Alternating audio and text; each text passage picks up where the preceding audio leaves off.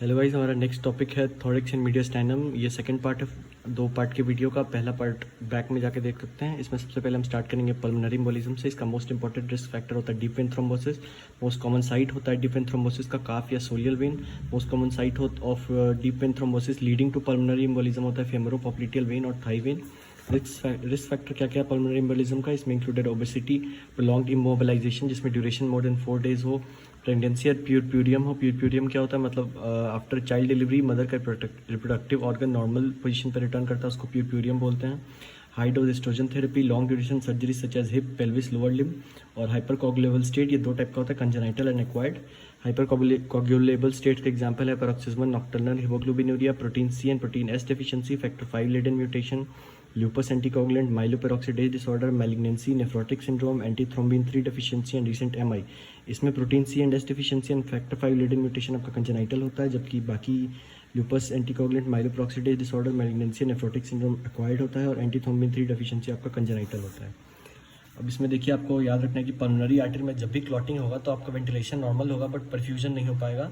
इस वजह से वेंटिलेशन परफ्यूजन मिसमैच हो जाएगा। इस वजह से एनाटॉमिकल डेड स्पेस बढ़ जाएगा, आर्टीरियल हाइपोक्सीमिया हो जाएगा। इस वजह से increase alveolar arterial oxygen gradient होगा, ब्रेथलेसनेस प्रेजेंट होगा। ये आपको क्लिनिकल फीचर प्रेजेंट होता है 60 to 80% में, बट ये क्लिनिकली साइलेंट होता है, ये सिम्टोमेटिक होता है। इसमें सिम्टम्स क्या कहेंगे? मोस्ट कॉमन होगा डिस्पनिया, चेस्ट पेन, हिमोप्टेसिस मतलब blood in vomiting and cough. Sign में मोस्ट कॉमन होता है tachypnoea, low grade fever, unilateral leg swelling, wheeze, pleural friction rub. More then 60% obstruction अगर होगा आपका तो आपको सर्टेन डेथ का रिस्क बढ़ जाता है, कॉर्ड पल्मोनल का रिस्क बढ़ जाता है, कार्डियोवास्कुलर कोलैप्स का रिस्क बढ़ जाता है। अब मॉडिफाइड वेल्स क्राइटेरिया हम लोग क्यों यूज़ करते हैं? ये हम लोग प्रिडिक्ट करने के लिए यूज़ करते हैं कि पल्मोनरी एम्बोलिज्म होने का कितना चांस है। अब एक टेस्ट होता है डी डाइमर टेस्ट, ये एक स्क्रीनिंग टेस्ट है पल्मोनरी एम्बोलिज्म के लिए और इसमें हाई नेगेटिव प्रिडिक्टर वैल्यू होता है। इन्वेस्टिगेशन ऑफ चॉइस बेस्ट क्या है? MDCT यानी multi detector CT scan. Gold standard investigation क्या है पल्मोनरी एम्बोलिज्म के लिए? यह है पल्मोनरी एंजियोग्राफी। ECG करेंगे आप जिस पेशेंट में पल्मोनरी एम्बोलिज्म है तो आपको मोस्ट कॉमन फाइंडिंग मिलेगा साइनस टैकिकार्डिया, जो कि नॉन स्पेसिफिक होता है, और मोस्ट स्पेसिफिक होता है S1Q3T3, यानी मोर देन 12% पेशेंट में आपको ECG करने पे S1Q3T3 मिलेगा, जो कि एसोसिएटेड होता है राइट हार्ट में स्ट्रेन पड़ने की वजह से। इसके मैनेजमेंट में मोस्ट पेशेंट में हम ऑब्जर्वेशन प्लस एंटीकोगुलेंट्स का यूज़ करते हैं, बट अगर सीवियर राइट हार्ट स्ट्रेन हो और शॉर्टनेस ऑफ ब्रेथ हो तो आपको फाइब्रिनोलाइटिक ट्रीटमेंट करना पड़ेगा और radiologically investigation guided catheter embolectomy करना पड़ेगा। For prophylaxis of pulmonary embolism हम IVC फिल्टर्स यूज़ करते हैं। IVC फिल्टर्स होता है जो कि ब्लड क्लॉट को लंग्स में जाने से रोकता है। ये हाई रिस्क पेशेंट में हो हम नहीं यूज़ करते और कॉन्ट्राइंडिकेटेड होता है उन लोगों में जिनमें एंटीकोगुलेंट थेरेपी चल रहा होता है। नेक्स्ट है ट्रैकियोब्रोंकियल फॉरेन बॉडी। इसमें एस्पिरेशन हो जाता है फॉरेन बॉडी का, मोस्टली बच्चों में। मोस्ट कॉमनली एस्पिरेटेड पीनट्स होता है जो कि गले में जाके फंस जाता है, जिस वजह से एस्पिरेशन हो सकता है। मोस्ट कॉमन एनाटॉमिकल लोकेशन होता है फॉरेन बॉडी का राइट मेन स्टेम ब्रोंकस और राइट लोअर लोब। तो क्लिनिकल फीचर्स में चोकिंग और कफिंग प्रेजेंट होता है। ट्रैकिया में टोटल एस्पिरेटरी ऑब्स्ट्रक्शन हो जाएगा, साथ में यूनिलैटरल वीज सुनाई देगा ऑस्कल्टेशन पे। चेस्ट एक्सरे पे आपको रेडियो ओपिक फॉरेन बॉडी दिखेगा। मैनेजमेंट के लिए आप रिजिड ब्रोंकोस्कोपी करते हैं जो कि आपका डायग्नोसिस को कंफर्म करता है, और साथ के साथ आप रिजिड ब्रोंकोस्कोपी से आप उस फॉरेन बॉडी को रिमूव भी कर सकते हैं। अब कॉम्प्लिकेशन क्या क्या है ट्रैकियोब्रोंकियल फॉरेन बॉडी का? जिसमें लेट प्रेजेंटेशन होगा, मतलब पेशेंट आपके पास लेट से आएगा तो आपको सॉलिड फॉरेन बॉडी की वजह से एयर ट्रैपिंग मिल जाएगा, इसमें एटेलेक्टेसिस हो जाएगा लंग्स में और इन्फेक्शन होने के चांसेस बढ़ जाते हैं। पल्मोनरी हेमाटोमा क्या है? Pulmonary haematoma is the most common benign tumour of lung. ये most commonly manifested overgrowth of cartilage होता है, मेल्स में ज़्यादा कॉमन होता है 4 to 6 डिकेड में। इसके क्लिनिकल फीचर्स क्या क्या होंगे? ये पेरिफेरल होगा और ये स्लो ग्रोइंग होगा। पल्मोनरी हेमाटोमा में आपको पॉपकॉर्न कैल्सिफिकेशन मिल जाएगा आपको एक्सरे पे, और कॉइन लाइक लीजन मिलेगा CT पे। ये आपको याद होना चाहिए, पॉपकॉर्न कैल्सिफिकेशन आपको एक्सरे पे मिलता है पल्मोनरी हेमाटोमा में, और CT पे आपको कॉइन लाइक लीजन मिलता है। अब ट्रीटमेंट के लिए हम रिसेक्शन ऑफ ट्यूमर करते हैं, उसके बाद हम पढ़ेंगे ब्रोंकियल एडिनोमा। ब्रोंकियल एडिनोमा एक तरह का मिसनोमर है, इसमें ऑल न्यूप्लाज्मा ऑफ ट्रैकियोब्रोंकियल टी इंक्लूडेड होते हैं। कार्सिनोइड ट्यूमर 80% पेशेंट में मोस्ट कॉमनली पाया जाता है। एडिनोसिस्टिक ट्यूमर 10 to 15% में पाया जाता है, और म्यूकोएपिडर्मोइड ट्यूमर मिलता है। इंडोब्रोंकियल ग्रोथ मीन एज 45 ईयर्स होता है इसके लिए। साइन एंड सिम्टम्स क्या क्या? मेनली हैविंग इंडोब्रोंकियल ग्रोथ, वस्कुलर होता है, रिकरिंग हेमोप्टाइसिस मतलब बार बार खून की उल्टी होगी, इंटरमीडिएट हेमोप्टाइसिस हो सकता है, क्रॉनिक कफ हो सकता है, एटेलेक्टेसिस हो सकता है, न्यूमोनिया हो सकता है और एब्सेस हो सकता है। इन्वेस्टिगेशन ऑफ चॉइस डायग्नोसिस के लिए क्या क्या? ब्रोंकोस्कोपी प्लस बायोप्सी करते हैं, और ट्रीटमेंट के लिए सर्जिकल रिसेक्शन करते हैं। मोर देन 95% केस में ये काम करता है। अब मैलिग्नेंट मेसोथेलियोमा क्या करता है? मैलिग्नेंट मेसोथेलियोमा क्या होता है? ये most common tumour of pleura होता है, बट ये इसका लोकेशन पेरिकार्डियल पेरिटोनियल भी हो सकता है, बट सबसे ज़्यादा ये पाया जाता है प्लूरा में। ये मेल्स में ज़्यादा कॉमन होता है जिनकी एज 40 ईयर्स के आसपास है। रिस्क फैक्टर्स में आपके क्या क्या है, एस्बेस्टस फाइबर्स है जिसका दूसरा नाम स्ट्रेट एम्फीबोल या क्रोकिडोलाइट फाइबर होता है। ये स्मोकर्स में भी प्रेजेंट होता है बट उनमें ये रिस्क फैक्टर नहीं होता है। अब रेडिएशन एक्सपोजर क्या करते हैं मैलिग्नेंट मेसोथेलियोमा में? Smoking is not a risk factor in malignant mesothelioma. इसके टाइप्स 3 टाइप के होते हैं, epithelioid, sarcomatoid and biphasic. Epithelioid most common होता है बट इसका प्रेगनोसिस सबसे अच्छा होता है। There is discrete characteristic fibrocalcific plaque on the pleural surface of diaphragm. More than 90% patients में प्लूरल फ्यूजन का ये कारण होता है। क्लिनिकल फीचर्स के क्या है? Dyspnoea, chest pain, chronic cough and weight loss, plus more than 90% patient में प्लूरल फ्यूजन होगा। अब डायग्नोसिस के लिए हम चेस्ट एक्सरे करते हैं जिसमें प्लूरल फ्यूजन, प्लूरल थिकनिंग और श्रंकन हेमिथोरैक्स आपको दिख जाएगा। मैलिग्नेंट मेसोथेलियोमा पॉजिटिव होता है वाइमेंटीन के लिए और साइटोकेरेटिन के लिए, जबकि एडिनोकार्सिनोमा में ये दोनों नेगेटिव होता है। और कार्सिनो एंजियोजेनिक एंटीजन CEA नेगेटिव होता है मैलिग्नेंट मेसोथेलियोमा में, और एडिनोकार्सिनोमा में ये पॉजिटिव होता है। इसमें लॉन्ग साइनस विलाई होता है, इसमें short stress villi with fuzzy glycocalyx होता है। स्टेजिंग के लिए हम बुचार्ड स्टेजिंग यूज़ करते हैं। मैलिग्नेंट मेसोथेलियोमा की स्टेजिंग के लिए हम बुचार्ड स्टेजिंग यूज़ करते हैं। मैनेजमेंट में हम क्या करते हैं, इसके लिए कोई इफेक्टिव ट्रीटमेंट अवेलेबल नहीं है मैलिग्नेंट मेसोथेलियोमा के लिए। इसके लिए आपको सपोर्टिव केयर और सर्जिकल रिसेक्शन करना पड़ता है। और डायग्नोसिस के लिए मल्टी मोडालिटी ट्रीटमेंट करते हैं जिसमें सर्जरी, कीमोथेरेपी और रेडियोथेरेपी तीनों इंक्लूडेड होता है। कार्सिनोमा लंग के बारे में पढ़ेंगे। इसमें मोस्ट कॉमन होता है ब्रोंकोजेनिक कार्सिनोमा। ये अराइज करता है रेस्पिरेटरी एपिथेलियम से, यानी ब्रोंकाई, ब्रोंकियोल्स और एल्वियोलाई से।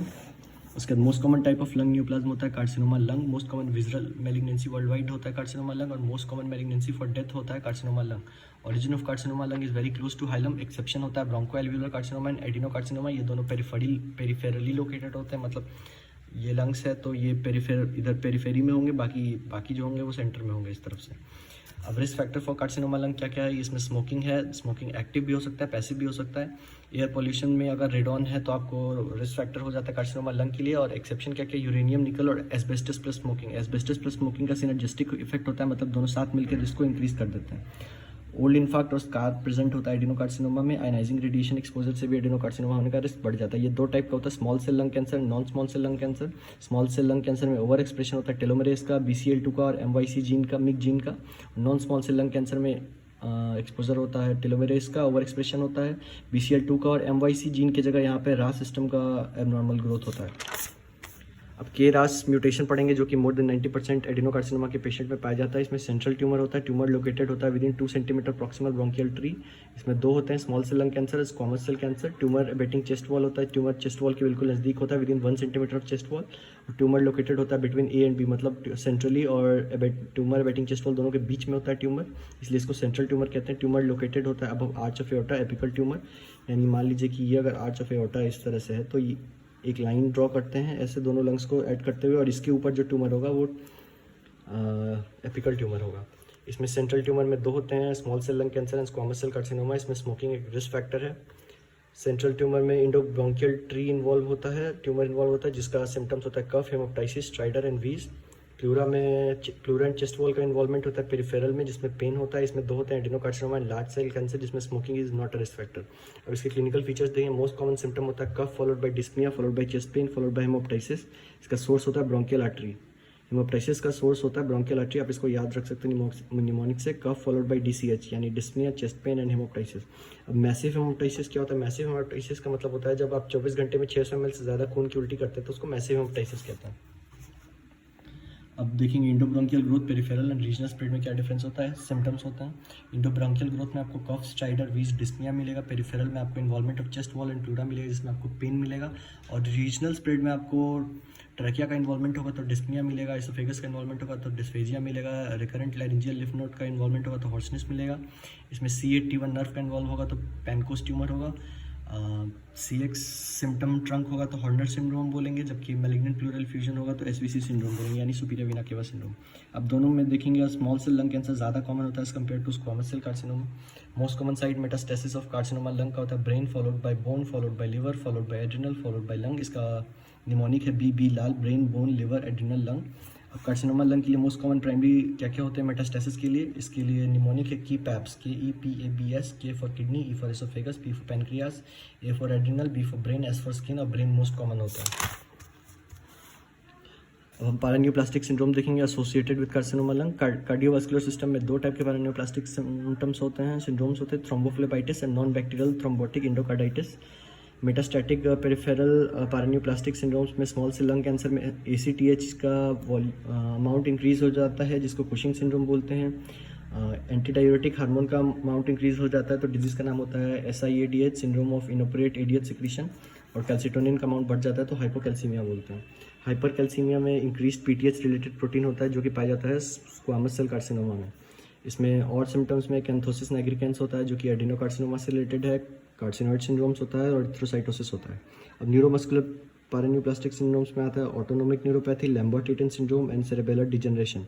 ऊपर वाले दोनों autonomic neuropathy and Lambert Eaton syndrome are also associated with small cell lung cancer. इसका डायग्नोसिस के लिए इन्वेस्टिगेशन ऑफ चॉइस बायोप्सी होता है, जो कि इंडोब्रोंकियल बायोप्सी हम करते हैं through fibre optic bronchoscope. Next है बेस्ट इमेजिंग मोडालिटीज़ के लिए क्या क्या है। न्यूरोमस्कुलर PNS के लिए डायग्नोसिस करेंगे पेट CT का, और स्टेजिंग के लिए भी हम पेट CT ही यूज़ करते हैं। ट्रीटमेंट के non small cell lung cancer अगर ऑपरेबल होगा तो उसको ऑपरेट करेंगे। इसमें स्टेजिंग पे भी डिपेंड करता है ट्रीटमेंट। अगर स्टेज 1A 1B है तो हम सर्जिकल रिसेक्शन करेंगे, 2A 2B है तो भी सर्जिकल रिसेक्शन करेंगे, बट 2A 2B में आपको सर्जिकल रिसेक्शन के साथ न्यू एडजुवेंट कीमोथेरेपी भी देना होगा। अगर 3 होगा तो मिनिमम N2 इन्वॉल्वमेंट अगर होगा, N2 लिम्फ नोड का इन्वॉल्वमेंट होगा तो आपको neoadjuvant chemotherapy plus surgery with complete mediastinal lymph node dissection करना पड़ेगा। अगर N2 इन्वॉल्वमेंट होता है तो आप पोस्ट ऑपरेटिवली रेडियोथेरेपी भी देते हैं। एडिनोकार्सिनोमा लंग के बारे में पढ़ेंगे। इसका मोस्ट हिस्टोलॉजिकल टाइप होता है एडिनोकार्सिनोमा लंग। यंग फीमेल्स में पाया जाता है, नॉन स्मोकर्स में पाया जाता है। ये पेरिफेरल होता है, स्लो ग्रोइंग होता है। नागुची क्लासिफिकेशन हम यूज़ करते हैं एडिनोकार्सिनोमा लंग को क्लासीफाई करने के लिए। इसमें सिम्टम्स होता है क्लबिंग, एकैंथोसिस नाइग्रिकेंस, थ्रोम्बोफ्लेबाइटिस। इसमें स्कार और इन्फार्क्ट प्रेजेंट होगा। इसके लिए निमोनिक से CATS, clubbing, acanthosis nigricans, thrombophlebitis and scar और इन्फार्क्ट। बात करेंगे स्क्वामस सेल कार्सिनोमा लंग की। स्क्वामस सेल कार्सिनोमा लंग का tumour tends to be located centrally near the hilum of the lung. Tumor cells can undergo necrosis to produce cavitation. Most common type in India is associated with smokers और इसमें increased PTH-RP protein होगा. PTH-RP protein कौन सा था? Parathyroid hormone related protein. इसकी वजह से hypercalcaemia develop होगा. पैनकोस ट्यूमर क्या होता है? पैनकोस ट्यूमर सबसे ज़्यादा पाया जाता है स्मॉल सेल कैंसर में, फिर एडिनोकार्सिनोमा में, फिर लार्ज सेल कैंसर में. इसका निमोनिक है साला, SALA. Small cell cancer, squamous cell cancer followed by adenocarcinoma followed by large cell cancer. Squamous cell cancer का बेस्ट प्रोग्नोसिस होता है. Small cell cancer, small cell lung cancer के बारे में पढ़ेंगे. इसमें small cell with little cytoplasm होगा. इसमें सेल छोटा होगा, साइटोप्लाज्म बहुत कम होगा. इसको ओट सेल कैंसर भी बोलते हैं. सेंट्रली लोकेटेड होता है. ये स्ट्रांगली एसोसिएटेड विद स्मोकिंग होता है. क्लिनिकल फीचर्स में मैसिव हाइलर और मीडियस्टाइनल लिम्फेडेनोपैथी इसमें मिलेगा आपको. साथ ही साथ मीडियस्टाइनल इन्वेजन और पेरीहाइलर मास मिलेगा. मोस्ट रिस्पॉन्सिव टू कीमोथेरेपी होता है स्मॉल सेल लंग कैंसर, और रेडियोथेरेपी को भी ये सबसे अच्छा से रिस्पॉन्स करता है. इसमें हार्मोन्स कौन कौन से प्रोड्यूस होते हैं? ACTH जिसकी वजह से कुशिंग सिंड्रोम होगा, गैस्ट्रिन रिलेटेड पेप्टाइड होगा, कैल्सिटोनिन की वजह से हाइपोकैल्सीमिया होगा, ADH और आर्जिनिन वैसोप्रेसिन की वजह से SIADH होगा, और एट्रियल नाइट्रोरेटिक फैक्टर होगा. इसका निमोनिक है आ गया CAA. अब बात करेंगे सुपीरियर वीना केवा सिंड्रोम की. मोस्ट कॉमनली एसोसिएटेड होता है स्मॉल सेल लंग कैंसर से. उसके बाद है टॉपिक लार्ज सेल कार्सिनोमा जो कि पेरिफेरल होता है, नॉन स्मोकर्स में पाया जाता है. हाईली अनडिफरेंशिएटेड ट्यूमर इसमें होता है जिसमें अर्ली मेटास्टेसिस होता है, जिस वजह से बहुत पुअर प्रोग्नोसिस होता है. कैविटेटिंग इन लीजर होता है, मतलब ये लंग्स में कैविटेशंस प्रोड्यूस करता है. अब इंक्रीज अमाउंट ऑफ एस्ट्रोजन की वजह से गायनेकोमैस्टिया हो सकता है जिसमें लार्ज ब्रेस्ट पाया जाएगा मेल में. पैनकोस ट्यूमर का दूसरा नाम होता है सुपीरियर सर्कस ट्यूमर और एपिकल ट्यूमर. इसमें risk factor small cell cancer है followed by adenocarcinoma followed by large cell tumour. Superior sulcus tumour C8 से अराइज करता है, C8 और T12 से अराइव करता है, जिसकी वजह से अल्नार नर्व का इन्वॉल्वमेंट होता है. क्लिनिकल फीचर्स में इंसिडियस ऑनसेट पेन होता है. इसमें sensory abnormality along medial aspect of forearm and hand होगा.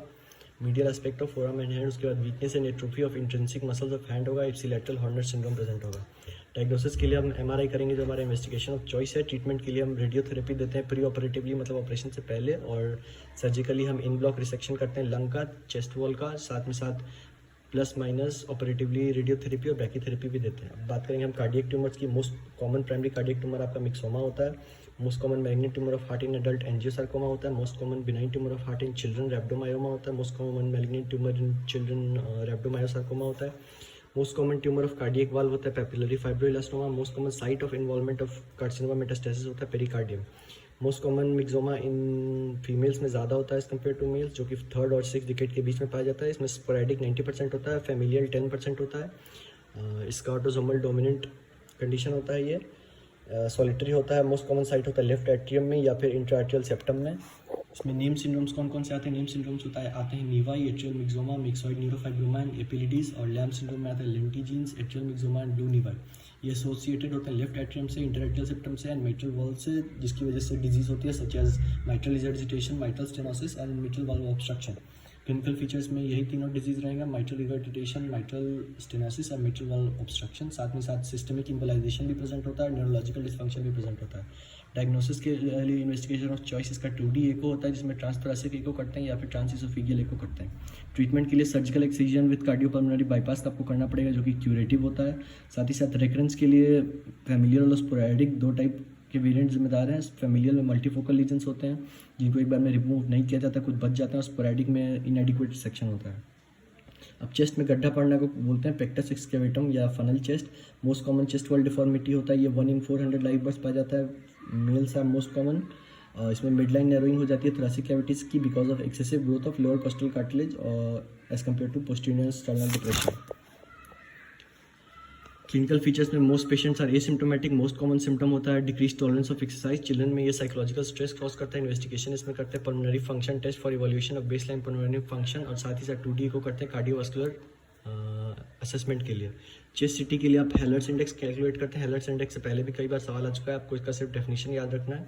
ये होता है width of chest wall is to depth of sternum to vertebral body के रेशियो को हेलर्स इंडेक्स बोलते हैं, यानी width of chest wall is to depth of sternum to vertebral body. Correction इसको आपको करेक्ट करना पड़ता है बिटवीन 2 to 8 ईयर, जिसमें बेस्ट रिजल्ट्स आते हैं, यानी पेक्टम एक्सकेवेटम में आपको बेस्ट रिजल्ट्स आपको आते हैं। 2 to 8 ईयर्स के बीच में अगर सर्जरी करते हैं तो बेस्ट रिजल्ट्स आते हैं। इंडिकेशन क्या क्या सर्जरी का? इसके लिए इंडिकेशन है साइकोलॉजिकल फैक्टर्स, कॉस्मेसिस और प्रेजेंस ऑफ रेस्पिरेटरी और कार्डियोवास्कुलर इंसफिशियंसी। सर्जरी दो टाइप का होता है इसके लिए, एक होता है रेविटेक सर्जरी और दूसरा होता है नस प्रोसीजर। रेविटेक आपका ओपन प्रोसीजर है, जबकि नस प्रोसीजर मिनिमली इन्वेजिव होता है, इसलिए हम नस प्रोसीजर को ज़्यादा प्रेफर करते हैं। दूसरा है पेक्टस कार्डिनेटम, जो कि पिजन चेस्ट होता है, इसमें स्टर्नम एलिवेटेड हो जाता है above the level of ribs. इसमें anterior displacement of middle and lower part of sternum with adjacent costal cartilage होता है। मोस्ट कॉमन इन मेल्स होता है, associated with mitral valve disease and coarctation of aorta. का clinical feature mostly asymptomatic होता है, but कॉस्मेसिस के कारण ये खराब लगता है देखने में। मैनेजमेंट के लिए आप सर्जरी करेंगे। सर्जरी में क्या करेंगे? Mobilisation of sternum and costal cartilage करेंगे close to its normal anatomical position. अगर चेस्ट वॉल ट्यूमर होता है तो मोस्ट कॉमनली मेटास्टेसिस होता है। Most common primary chest wall malignancy होता है chondrosarcoma. Most common benign primary chest wall malignant tumour होता है ऑस्टियोकॉन्ड्रोमा।